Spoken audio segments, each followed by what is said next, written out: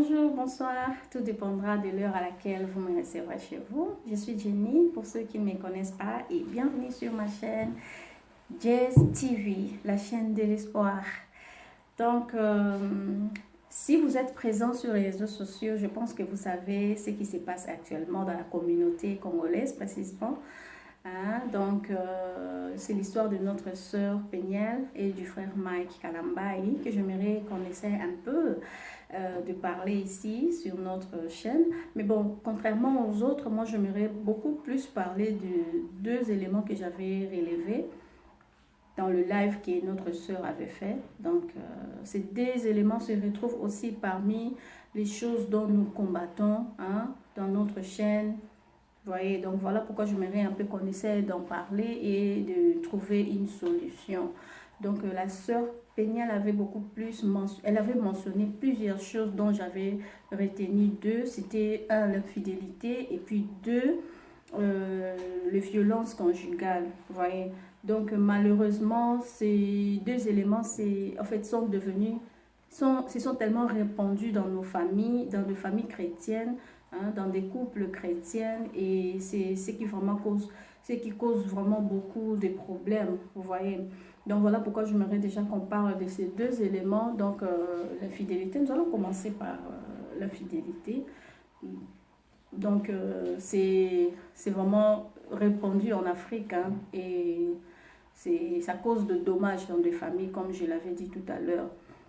Il y a beaucoup d'hommes africains, mais beaucoup d'hommes se permettent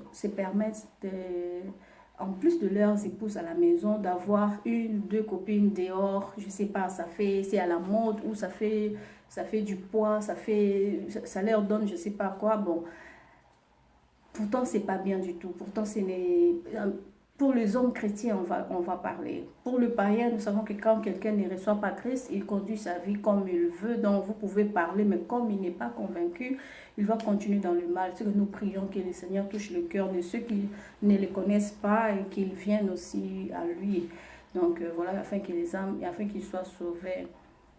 Mais là, pour le couple chrétien, vraiment, j'aimerais qu'on parle parce que ce sont des choses très sérieuses. Parce qu'à cause de l'infidélité, il y a tellement des enfants chégués dans la rue à cause de l'infidélité du papa. Comme dans l'histoire de notre sœur Péniel, l'infidélité est venue du côté de son mari. C'est pourquoi on va parler de ça, on va beaucoup parler dans le même contexte. Donc, à cause de l'infidélité du mari, il y a beaucoup de femmes qui se sont retrouvées mortes, qui se sont retrouvées maraboutées, qui se sont retrouvées vraiment avec des problèmes très sérieux. À cause de l'infidélité de l'homme, beaucoup d'enfants se sont retrouvés dans la rue, beaucoup d'enfants se sont retrouvés chez gay. Vous voyez, beaucoup d'enfants n'ont pas pu aller à l'école juste parce que le papa avait trouvé une femme qui, en fait, a chassé la maman, et les enfants sont restés souffrir. Et vous connaissez comment ça se passe. Il y a d'autres enfants qui ne supportent pas, ils vont dans la rue. Il y a d'autres qui deviennent, comme on dit, non, des tchèles. Et il y a d'autres il y a tellement de conséquences, des conséquences de l'infidélité qui se répercutent sur les enfants, qui se répercutent sur la famille. Ce que je trouve un peu déplorable est qu'en Afrique, les gens veulent transformer le mal en bien. Ça veut dire qu'ils veulent que les gens trouvent ça normal. Que non, toi, on t'a épousé, tu dois rester à la maison, s'occuper des enfants et faire tout ce que tu fais à la maison. Lorsque l'homme sort, tout ce qu'il fait dehors, c'est pas ton problème. Est-ce qu'il te rend pas heureux? Est-ce qu'il t'achète pas à manger? Est-ce qu'il te donne pas de vêtements? Mais comment est-ce qu'une femme doit être heureuse aussi longtemps qu'elle sait que son mari voit ailleurs? La Bible dit que les deux deviendront une seule chair. Donc, lorsque monsieur va dehors, tu vas faire tout ce que tu fais dehors et tu reviens, tu amènes cette souillure auprès de ta femme. Tu viens souiller ta femme. Tu apportes encore ce que tu as reçu chez l'autre femme. Tu viens le rapporter dans ta femme, dans ta maison. Tu as ouvert une porte, en fait. Pourquoi est-ce que les gens veulent que nous trouvons que l'infidélité, c'est quelque chose de normal? Il y a d'autres qui disent même que non, nos mamans ont vécu ça. Ce n'est pas vous, la nouvelle génération, qui viendront changer ça. Mais c'est vraiment déplorable parce que maman a nyonso oh bomba on a motema et créer là problème, il y a maladie, tension. Combien de mamans, ceux qui ont 45 ans, 50 ans, attention, c'est pourquoi. Parce ils ont vécu avec ça, bah, choc, les mamans, nos mamans n'ont pas été heureuses, et comme un slogan que non a vendu kakapo na bana. Pourtant, le mariage ne doit pas être subi, le mariage doit être vécu. Liba les a vraiment ici quand oh bah tu faut bas la heureux, ata besoin bon ébélité, ata ce makameza ndenge mais il faut bah tu bas la heureux, mon bal aux rendre moi c'est heureux, moi ça zo rendre bal heureux, qu'on rendre mon tout heureux les. Quand on aime quelqu'un, on ne ment pas quelqu'un, on ne trompe pas. On ne le manque pas du respect, on ne lui manque pas du respect, vous voyez. Donc on ne rabaisse pas et on ne triche pas. Ce sont les éléments où il sera beaucoup plus heureux que ce que vous avez bon. Une femme trompée, même si vous avez ma mallette, en tout cas, moi, je suis dans la dignité. Moi, je suis à valeur, moi, je suis moi, c'est solo.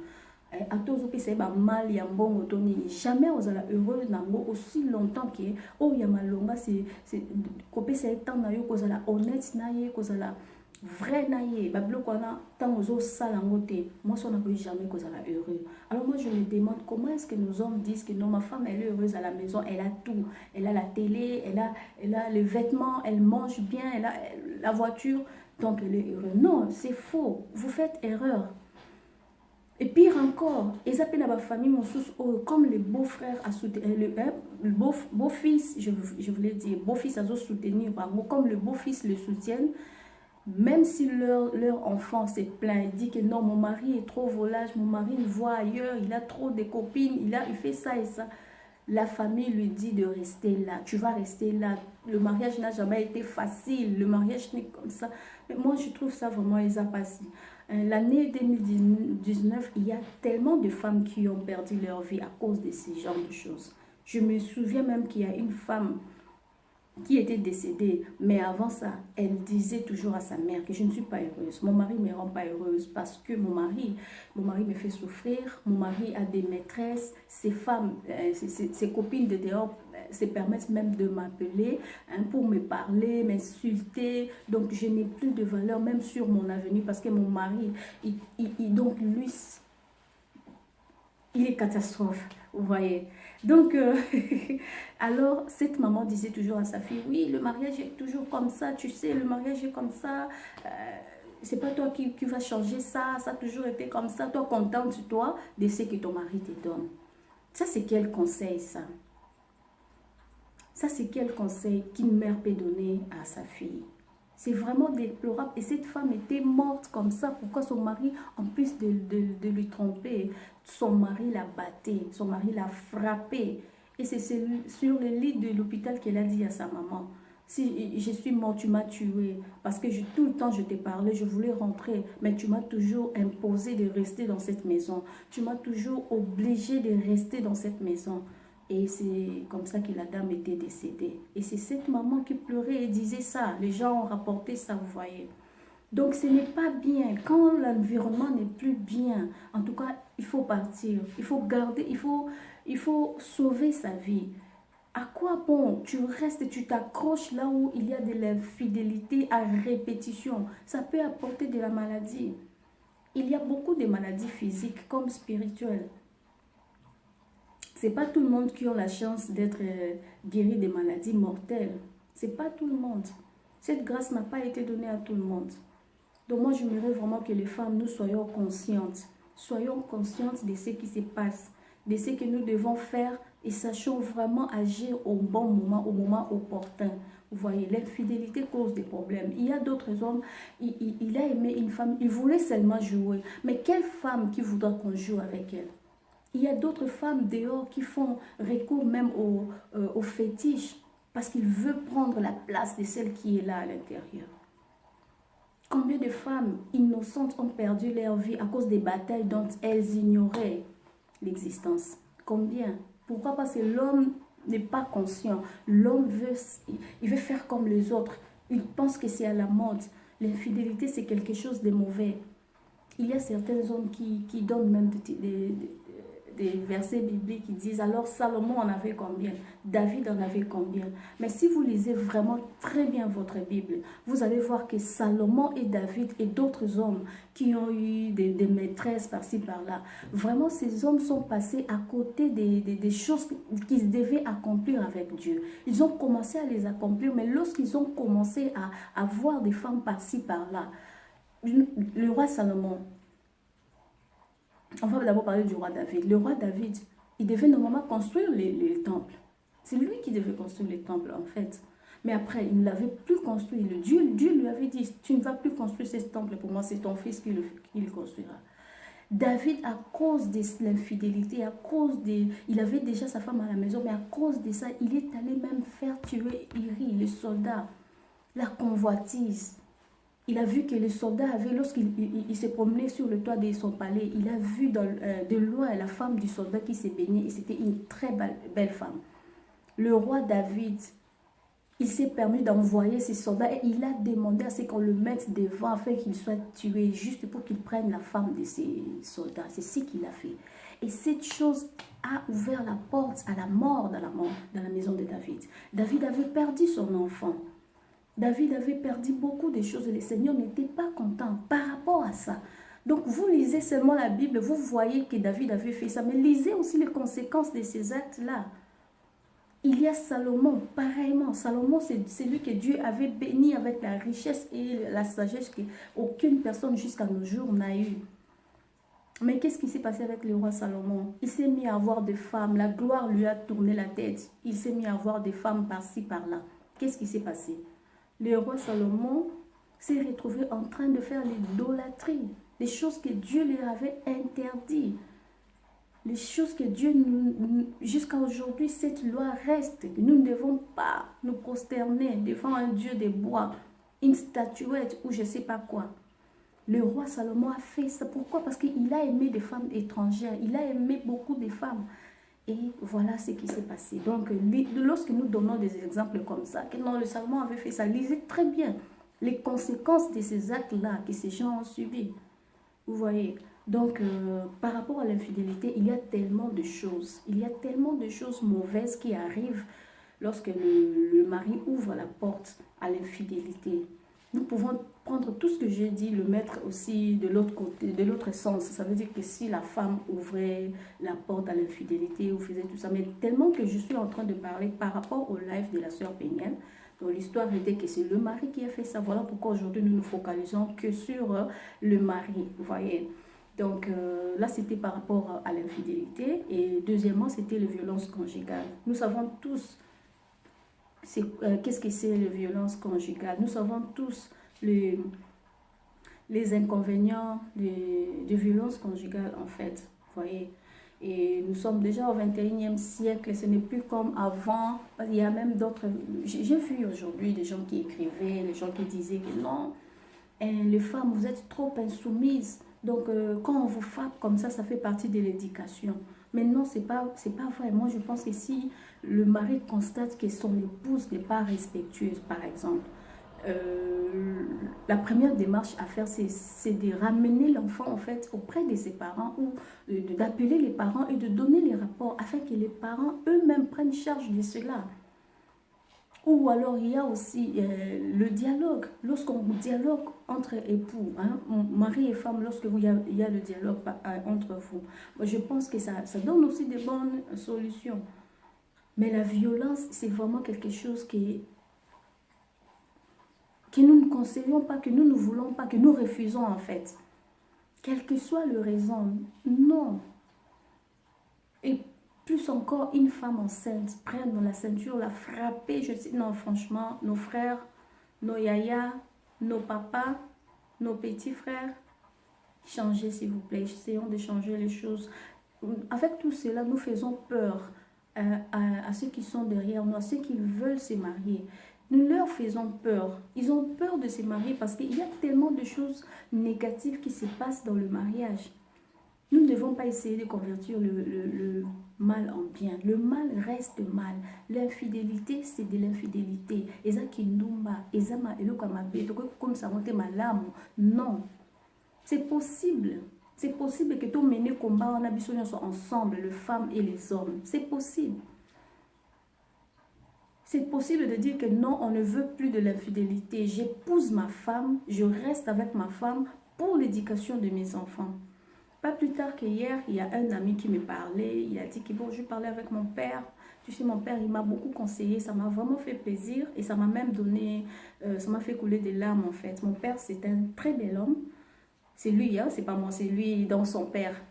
Il a dit, mon père, c'est un très bel homme, vraiment un très bel homme.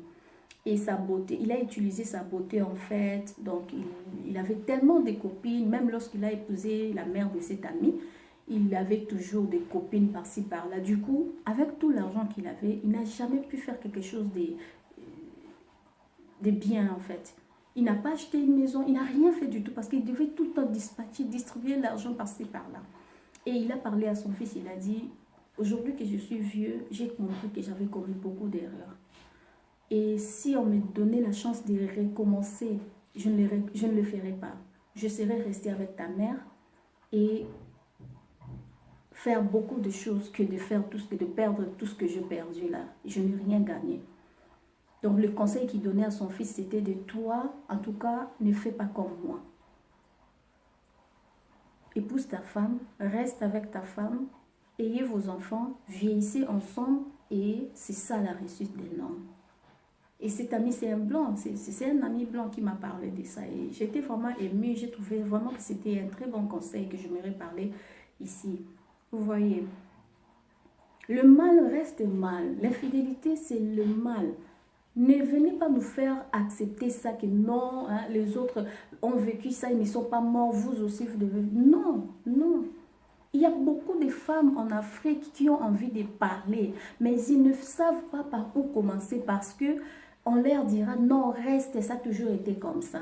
Et des femmes deviennent frustrées, des femmes deviennent aigries, les femmes deviennent aigries, elles ne sont plus heureuses, elles ne sont... Ce n'est pas bien. C'est de l'égoïsme en fait. Comment tu veux, toi, tu viens, tu mets ta femme à la maison et toi, tu vas dehors. Tu veux qu'elle, elle reste à la maison pendant que toi, les choses que tu pouvais faire avec elle dehors pour la rendre heureuse, tu le fais avec d'autres personnes. C'est de l'égoïsme, c'est de la dictature. Non, nous devons dénoncer ce genre de choses. Et ce qui me fait mal, c'est dans le milieu chrétien. Lorsque quelqu'un se met à parler comme ça, on va l'insulter, on va dire oui, c'est une culture étrangère. C'est ceci, c'est là. Pourtant, elles-mêmes, ces femmes-là, elles sont malheureuses à la maison. Mais dehors, elles veulent donner une autre image. Elles veulent donner l'image d'une femme heureuse, l'image d'une femme épanouie. Non, nous devons nous soutenir les unes des autres. Même, vous savez, ça n'arrive pas qu'aux autres.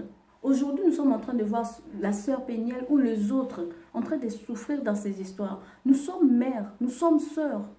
Ça veut dire que lorsque nous nous réjouissons et nous refusons de faire quelque chose, un jour, ça pourrait arriver à notre sœur. Un jour, ça pourrait arriver à notre propre enfant. Qu'est-ce que nous allons faire? Tout ce temps que nous sommes en train de croiser les bras et d'être contents parce que vous avez la grâce, ça ne vous est pas arrivé, mais ça arrive aux autres. C'est un combat où toutes les femmes, nous devons nous mettre ensemble afin de lutter pour réduire cela. Et moi, j'aimerais même en passant donner le conseil aux mamans. Je pense que lorsque nous éduquons nos enfants garçons, en tout cas, nous devons leur montrer comment vivre avec la femme. Qu'est-ce que je veux dire par là? Vous avez des enfants, garçons et filles. Et en tout cas, j'aimerais vraiment, vraiment que vous enseignez à vos garçons comment traiter les femmes, comment traiter leurs sœurs. Ça commence déjà dès le bas âge. Et plus ils grandissent, plus il faut insister à cela. Que tu dois rester avec une femme comme ça, tu vas vivre comme ça avec la femme. La femme, on ne la brutalise pas. La femme, c'est un être fragile. La femme. Et s'il a ça en tête, il va aussi traiter sa femme comme cela. Il y a aussi d'autres hommes qui sont comme ça parce qu'ils ont vu leurs parents, leur papa, tout le temps en train de battre sa mère. Il a tellement vécu dans ça qu'il trouve que c'est normal. Et lorsqu'il va se marier, il va faire la même chose. Donc, faisons vraiment très attention. Faisons très attention parce que c'est pas bien du tout, cette histoire de l'infidélité, les violences faites à la femme, c'est vraiment mauvais. J'ai beaucoup plus insisté par ça parce que l'infidélité marche aussi parallèlement avec la violence. Pourquoi je dis ça? Parce qu'il y a d'autres hommes, lorsque la femme découvre qu'il trompe, dès que la femme veut demander, la première des choses, c'est frapper la femme. Pourquoi? Parce qu'il ne veut pas que la femme dise quelque chose. Donc, il veut imposer en fait cette vie à la femme. Pourtant, vous êtes marié, vous avez signé monogamie. Alors, il faut respecter cela. Oui, carrément, les messieurs, si vous n'êtes pas encore satisfaite, vous n'êtes pas rassasié, amusez-vous, faites ce que vous voulez, mais n'épousez pas votre femme. Laissez l'enfant d'autre calme. Quand vous allez finir à faire tout ce que vous faites là, on vous donne le trophée. Maintenant, épousez votre femme et restez calme dans le foyer. Ça ne va pas du tout. Ça n'honore pas Dieu. Ça ouvre des portes à beaucoup de malédictions. Ça détruit la vie des enfants physiquement, spirituellement, psychologiquement, même vous-même. Même vous-même. C'est pas bien du tout. Donc voilà, c'est ce que moi, j'aimerais vraiment ajouter par rapport à ce que j'avais vu sur le live de la sœur Péniel. Je pense que ceci pourra aider quelqu'un. Ce sont des choses que nous devons toujours parler. Nous ne devons pas dire que etalingate eza makambo mutu mususu, non. Il faut to kota makambo yo to continuer koloba parce que soki tolobi te mutu oya oloba pona biso azate. Moi, ça me fait mal de voir mes soeurs, de voir mes mamans, de voir mes tantines, de voir... Quand je dis maman, tantine, je ne parle pas de ma propre famille. Hein? Mes soeurs, oui, ce sont mes soeurs africaines, mes soeurs congolaises, mes mamans congolaises, mes mamans africaines. C'est d'elles que je suis en train de parler. Ça fait très mal de voir quelqu'un subir sa vie, au lieu de la vivre aisément. Ça fait vraiment mal. Donc, je veux m'arrêter ici. Je pense que vous avez compris ce que j'ai... En fait, vous êtes resté dans le contexte où je suis. Sinon, après avoir visionné cette vidéo, j'aimerais vraiment vous demander de la partager. Parce que ces messages ici, j'aimerais que ça atteigne le maximum de personnes. C'est vraiment un message que j'aimerais que beaucoup de personnes l'écoutent dans le but d'aider. Parce que je sais qu'au Congo, en Afrique, il y a des femmes. Il y a des femmes qui souffrent. Il y a des femmes qui ont besoin qu'on les aide. Il y a des femmes qui ont envie d'entendre ce genre de messages pour qu'elles se réveillent. Donc, partagez cette vidéo. Pour ceux qui ne sont pas encore abonnés sur ma chaîne, abonnez-vous. Jess TV. Donc,